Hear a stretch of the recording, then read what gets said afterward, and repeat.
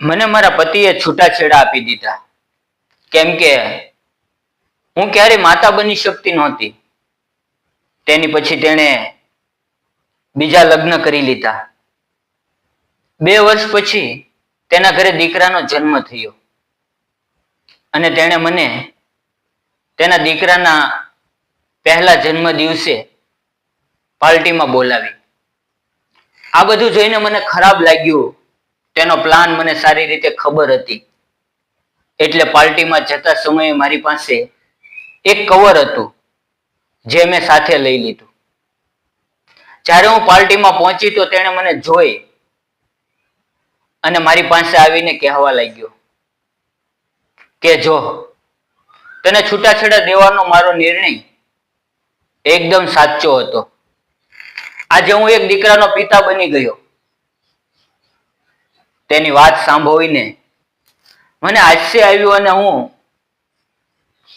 તેના હાથમાં કવર આપતા બોલી કે આને ધ્યાનથી વાંચજો. જ્યારે તેણે તે કવર ખોલીને જોયું તો જાણે તેના હોશ ઉડી ગયા. નમસ્કાર મિત્રો, મારું નામ નીમા છે. આજે મારી નણંદના દીકરાના જન્મદિવસ નિમિત્તે ઘરમાં પૂજા રાખવામાં આવી હતી. મેં પૂજા માટે લીધેલા સામાનને હાથ લગાડ્યો જ હતો અને મારા સાસુએ તે જોઈ લીધું. પછી તેઓ મને સમજાવવા લાગી કે પૂજાના સામાનને હંમેશા બહુ કાળજીથી હેન્ડલ કરવો જોઈએ. તેને ખીજાઈને બોલવા લાગી કે તને આટલી નાની નાની વાતો સમજાતી નથી? આ કોમલના દીકરાના જન્મદિવસના પૂજાનો સામાન છે. જો તું જે સંતાન સુખથી વંચિત છે અને જો તું આને હાથ લગાડે તો અશુભ થઈ જાય. કંઈક એવું તો નથી ને કે તને તારી નણંદનું સુખ જોવાતું નથી? આટલું સાંભળતા જ મારી આંખોમાંથી આંસુ વહેવા લાગ્યા. છતાં મારી પોતાની ભાવનાઓ ઉપર કાબુ રાખીને હું બોલી, મમ્મી. પણ હું વધારે બોલી ન શકી. મારી પાસે આગળ શબ્દો જ નહોતા. એટલામાં મારી નણંદ કોમલ, જે મારી નણંદ ઓછી અને બહેન વધારે હતી, મને ટોણા મારતી કહેવા લાગી કે ભાભી, તમારાથી આવી આશા નહોતી. કદાચ હું માતા બની ગઈ છું તે તમારે સહન નથી થઈ રહ્યું. આટલું અપમાન સહન કર્યા પછી હું ઉદાસ ચહેરા સાથે મારા પતિ તરફ જોઈ રહી હતી. મારા પતિ મને ખૂબ જ પ્રેમ કરતા અને અમારા લવ મેરેજ થયા હતા. મને લાગ્યું કે તે મારી તરફથી કંઈક બોલશે, પણ ઉલટાનું તે મને સમજાવવા લાગ્યા કે તું તો કોમલને પોતાની બહેન જેવી માના છો, તો પછી તું એની સાથે આવું કેમ કરી રહી છે? તેની આ વાત સાંભળીને હું અંદરથી ભાંગી પડી. કારણ કે કોઈ પણ સ્ત્રી સાસુ અને નણંદની વાતો સહન કરી શકે છે, પણ જો તેનો પતિ, જેણે પોતાનું બધું માન્ય હોય અને તે જ એવું કહી દે તો પછી તે સ્ત્રી શું કરી શકે? હું રડતા રડતા રસોડામાં જતી રહી અને કામ કરવા લાગી. માના સુખથી વંચિત હોવાને કારણે પૂજાની સામગ્રીને તો હું હાથ પણ લગાડી શકતી નહોતી, પણ હું એક વહુ હોવાના કારણે આખા ઘરના બધા જ કામોની જવાબદારી મારા પર જ હતી. હું વિચારવા લાગી કે જો હું માતા નથી બની શકતી તો એમાં મારો શું વાંક? માતા બનવું કે ન બનવું આ એક સ્ત્રીના હાથમાં થોડું હોય છે. મારા સાસુ એક NGOમાં મેમ્બર હતા. મારી નણંદ ભણેલી હતી અને મારા પતિ એક કંપનીમાં CEO હતા. મને નવાઈ એ વાતની લાગી રહી હતી કે આટલા ભણેલા ગણેલા પરિવારના લોકોના વિચારો આટલા રૂઢિચુસ્ત કઈ રીતે હોઈ શકે કે ફક્ત પૂંજાના સામાનને હાથ લગાડી દેવાથી અશુભ થઈ જાય. મને આજે પણ યાદ છે કે કેવી રીતે હું અને અંકિત પહેલી વાર ઓફિસમાં મળ્યા હતા. મને ઓફિસ જોઈન કર્યાને થોડા દિવસો થયા હતા. એક દિવસ હું ઓફિસમાં પ્રેઝન્ટેશન આપવા માટે ગઈ. અંકિત પણ મારા પ્રેઝન્ટેશનથી ખૂબ જ પ્રભાવિત થયો હતો. એક જ ઓફિસમાં એક સાથે કામ કરતા અમે બંને એકબીજાના પ્રેમમાં પડી ગયા. ઘરે વાત કરી ત્યારે બધા સંબંધ માટે રાજી થઈ ગયા અને અમારા લગ્ન થઈ ગયા. મારા સાસુ સસરા અને નણંદનો સ્વભાવ ખૂબ જ સારો હતો અને આટલો સારો પતિ મળ્યો એટલે હું મારી જાતને ભાગ્યશાળી માનતી હતી. અંકિતે મને પહેલેથી જ કહી દીધું હતું કે લગ્ન પછી 4 વર્ષ સુધી તેને બાળક નથી જોતું.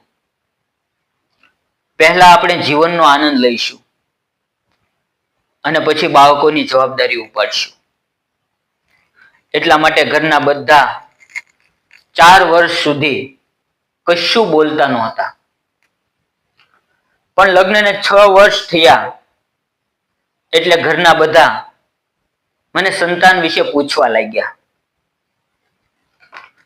સંબંધની સ્ત્રીઓ મારી પીઠ પાછળ મને સંતાન સુખથી વંચિત કહીને બોલાવતી. એવી રીતે બોલાવા લાગી. મને સંતાન ન થતું હોવા છતાં અંકિતે પહેલા તો મને કંઈ કહ્યું નહોતું, પણ હવે તો તે મારી સાથે સરખી રીતે વાત પણ નહોતો કરતો. મને એવું લાગતું હતું કે અમે પતિ પત્ની છીએ અને એક જ ઘરમાં રહીએ છીએ. આજે મારા લગ્નને 9 વર્ષ થઈ ગયા. મેં વિચાર્યું કે આજે અંકિત પોતાની ચૂપકી તોડશે એટલે મેં તેની પસંદગીની વાનગીઓ બનાવી. પણ તે શાંતિથી જમ્યો અને એક પણ શબ્દ બોલ્યા વગર ઓફિસે જતો રહ્યો. અંકિત ઓફિસે ગયા પછી મેં ઓફિસમાં ફોન કરીને કહ્યું કે મારી તબિયત ઠીક નથી. એમ કહીને મેં રજા લઈ લીધી જેથી અંકિતને એક સરપ્રાઈઝ આપી શકું. અંકિતે મને એક વાર પણ ન પૂછ્યું કે તે રજા કેમ લીધી. તારી તબિયત ખરાબ છે કે શું? મેં રાત્રે જમવામાં પણ ઘણી બધી વાનગીઓ બનાવી. અમારો બેડરૂમ ફૂલોથી સજાવ્યો અને અંકિતની પસંદની મેં પિંક કલરની સાડી પહેરી અને હું તૈયાર થઈ ગઈ. મને પૂરો વિશ્વાસ હતો કે આજે અંકિત પોતાની નારાજગી છોડીને મારી સાથે વાત કરશે અને હું તેને સંતાન દત્તક લેવા માટે રાજી કરી લઈશ. પણ જ્યારે તે ઘરે આવ્યો ત્યારે એક વાર પણ મારી સામે જોયું નહીં. મને લાગ્યું કે કદાચ તે બેડરૂમની અંદર જઈને મને વિશ કરશે,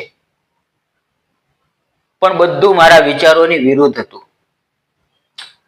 વિશ કરવાનું તો દૂર રહ્યું, તેણે મારી તરફ જોયું પણ નહીં. થોડી વાર પછી મારાથી રહેવાયું નહીં એટલે મેં તેને કહ્યું કે આજે આપણા લગ્નની વર્ષગાંઠ છે. અંકિત, તું એ પણ ભૂલી ગયો? આ સાંભળતા તે કહેવા લાગ્યો, અરે નહીં, આ દિવસ તો ભૂલવા માંગુ ને તો પણ ભૂલી શકું નહીં, કેમ કે આજના જ દિવસે એક સંતાન સુખથી વંચિત સ્ત્રી મારી જિંદગીમાં આવી ગઈ હતી. એના આવા શબ્દો સાંભળીને મારી આંખોની સામે જાણે અંધકાર છવાઈ ગયો. છતાં પોતાના આંસુઓને રોકીને મેં પૂછ્યું, શું આપણે સંતાન દત્તક ન લઈ શકીએ? એ સાંભળીને અંકિત બોલ્યો, મેં તને કેટલી વાર કહ્યું છે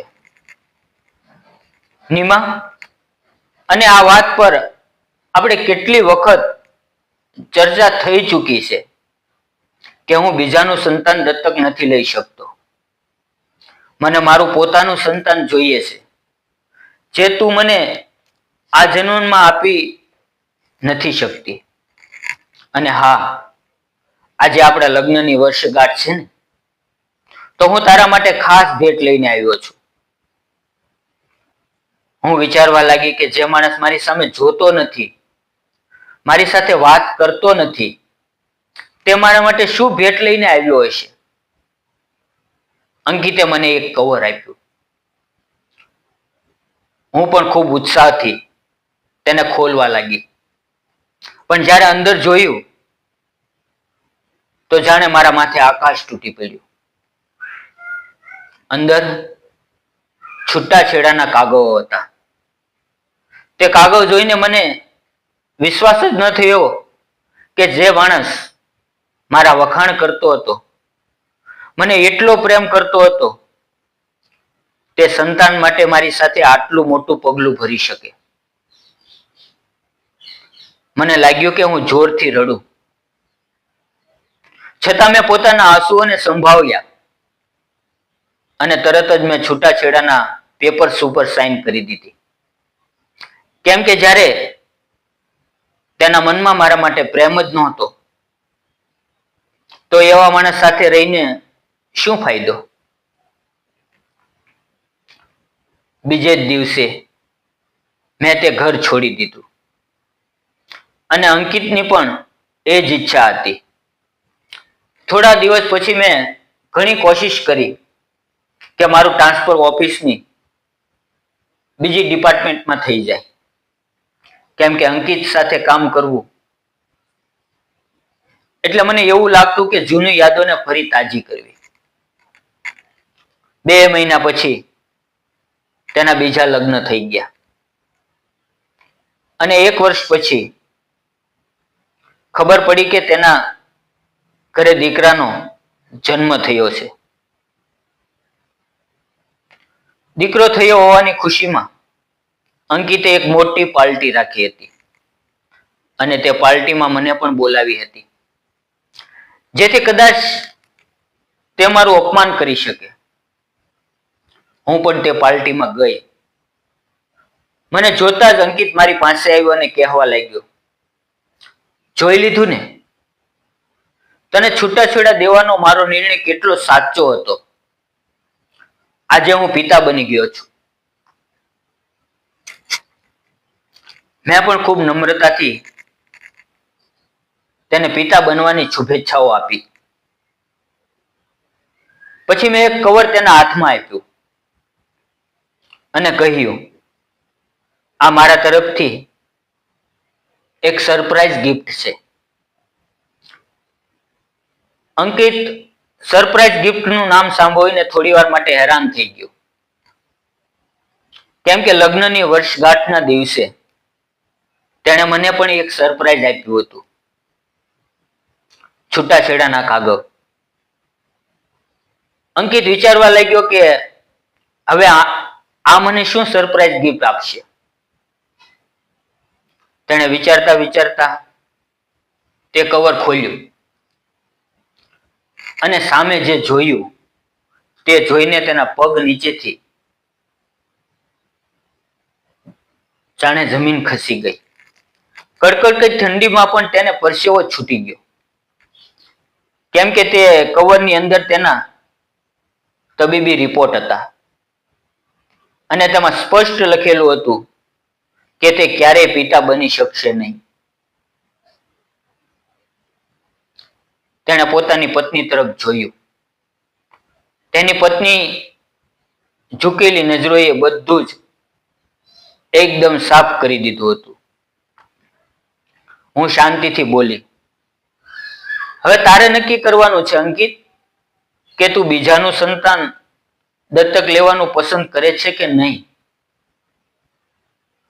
બસ આટલું કહીને હું ત્યાંથી નીકળી ગઈ.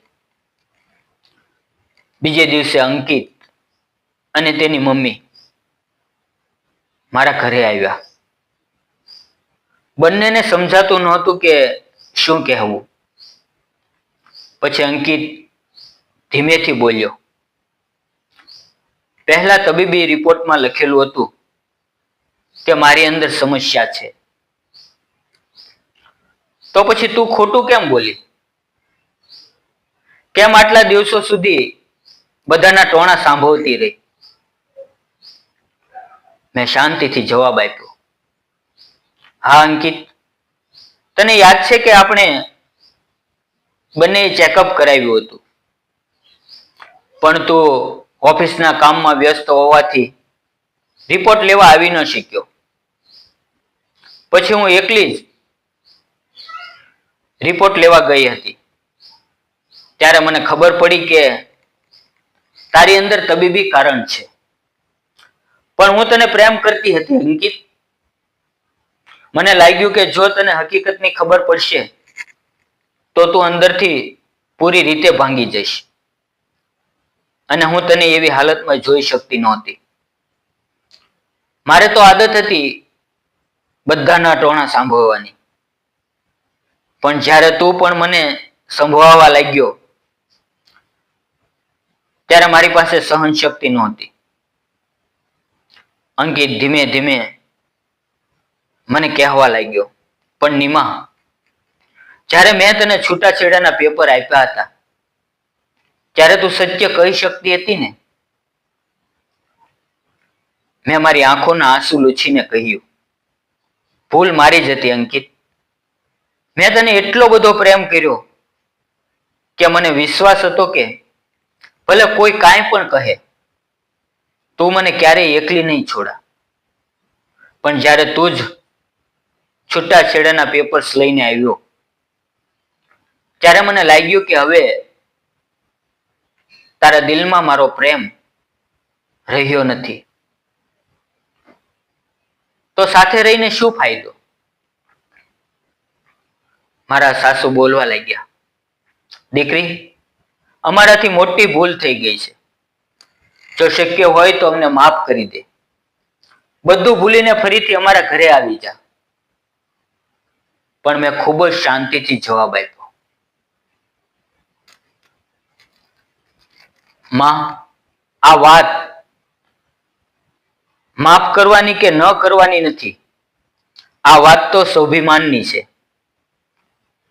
હવે હું એ ઘરમાં પગ નહીં મૂકી શકું,